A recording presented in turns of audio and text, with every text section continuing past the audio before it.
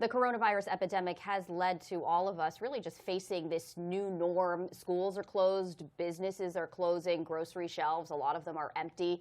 We're also being told to use social distancing. Joining me today is Shantala Boss, a licensed mental health counselor. Thank you so much for coming in. You know, this is a scary time. This is kind of new frontier for all of us. You know, new information literally being provided hour by hour. Everything's so fluid. When it comes to protecting ourselves from the virus, but not necessarily panicking, where do we draw that line on making sure that we're safe, but not becoming hysterical?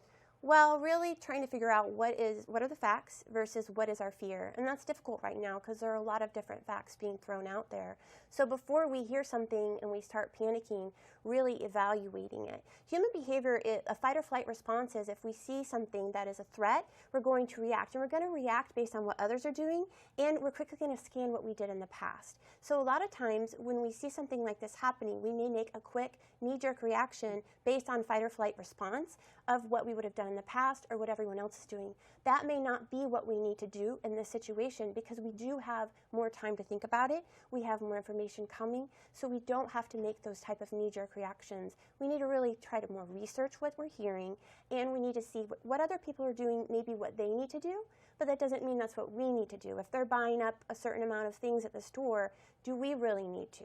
We really need to evaluate that instead of following suit as much, because that can create panic and chaos and more problems and make it worse, actually. And then also understanding that the information does change. So what may be right for us now may not be right for us tomorrow, and it's okay to pivot. Right. Have to be flexible, and that's difficult. Right. We have to learn how to try to be flexible and to go with it, and being mindful and being present and trying to be in the moment as much as possible. I know that's really difficult, but one thing that's good is we're all in this together. So nobody's alone. We can still communicate.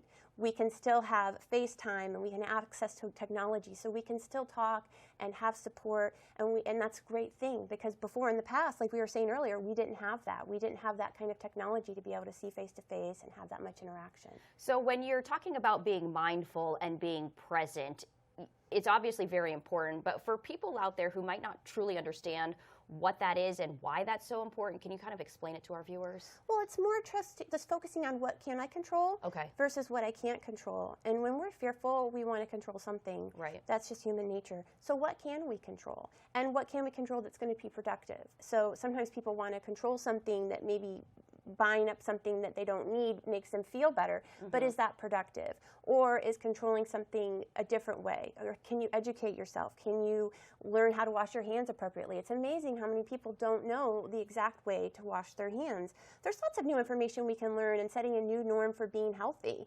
So just focusing on, is it fear or is it fact, and what can we control versus what can't we? And if we can't, trying to let that go and just focusing on what we can do right now. Okay, we have about 30 seconds, but I do want to talk about safety. What should our top priorities be? You know, we're talking about travel, we're talking about large events. How should people prioritize?